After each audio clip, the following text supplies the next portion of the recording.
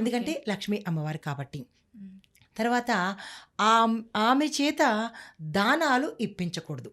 Okay. ఆడపిల్ల చేత అమావాస్య రోజు ఆడపిల్ల పుట్టినట్టయితే కనుక ఆమె చేత దానాలు ఇప్పించినట్టయితే కనుక అది ఎవరైతే దానం తీసుకున్నారో వాళ్ళకి సర్వసంపదలు వెళ్ళిపోతాయి. ఇచ్చిన వస్తువే కాదు, ఈ అమ్మాయి సంపదలకు కూడా వెళ్ళిపోతుంది. కాబట్టి ఒకవేళ తప్పదు అని అనుకుంటే కనుక ఆ ఆడపిల్ల చేతిలో ఒక వస్త్రాన్ని పెట్టి దానంగా ఇప్పించవచ్చు.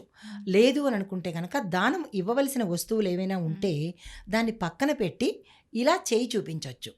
ఈ రెండు చాలా జాగ్రత్తగా గుర్తుపెట్టుకోవాలి. అమావాస్య రోజు ఆడపిల్ల అమావాస్య రోజే ఇవ్వకూడదా మేడం? ఏ దానాలైనా సరే ఆ పిల్ల లైఫ్ టైంలో ఏ దానాలు ఇవ్వాల్సి వచ్చినా తన చేత్తో తను ఇస్తే కనుక లక్ష్మీదేవి వెళ్ళిపోతుంది ఆవిడతో పాటు. ఓకే, ఇవ్వవలసిన పరిస్థితి ఏర్పడినప్పుడు ఆ పిల్ల చేతిలో వస్త్రం పెట్టి ఇప్పించాలి. ఇంకొక ప్రత్యామ్నాయం ఏంటంటే అక్కడే వస్తువులు పెట్టి దానంగా ఇవ్వాల్సినవి అవి తీసుకోమని చెప్పాలి. ఈ రెండు.